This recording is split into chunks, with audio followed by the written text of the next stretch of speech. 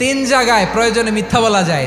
এক নাম্বার, আপনার ওয়াইফকে খুশি করার জন্য, সে একটু এরকম না বলে একটু কৌশল করে বললে খুশি হবে, ওটা বলা যায়। দুই নাম্বার, জীবন মরণের ব্যাপার, জান বাঁচানোর জন্য একটু কৌশল করে ঘুরিয়ে বললেন, এটা জায়েজ। তিন নাম্বার, দুইজন ঝগড়া লাগছে, তাদেরকে মিলিয়ে দেওয়ার জন্য কৌশল করে একটু মিথ্যা বলা, ঘুরিয়ে বলা যায়। দুইজনের মধ্যে দেখলেন যে সম্পর্ক খারাপ, একজনরে বললেন, ভাই সে তো ওই দিন আপনার ব্যাপারে অনেক প্রশংসা। কি আমার ব্যাপারে প্রশংসা? কি বললো? এই বললো আপনি নাকি এই করছেন ওই করছেন, অনেক প্রশংসা। লোকটার মন খুশি হয়ে যাবে তার ব্যাপারে, ঠিক কিনা? আবার তার সাথে যার ঝগড়া, ওরে যে বলুন, ভাই ওই দিন তো সে আপনার অনেক অ্যাপ্রিসিয়েশন করলো, অনেক, সে তো অবাক, কি রে বলে কি? এই যে দুইজনের ব্যাপারে দুইজনের একটু ভালো ভালো কথা বলে দিচ্ছেন, একদিন দেখবেন রাস্তা দিয়ে হাঁটার সময় একে অপরকে সালাম দিয়ে ফেলছে, সালাম দিয়ে বুকে জড়ায় ধরছে, আছে না নাই?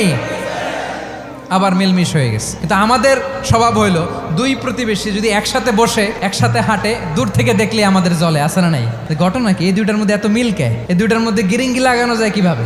আল্লাহর কাছে তওবা করেন, এই মানসিকতার যেন আমরা না হয়, আমরা মিলিয়ে দিব।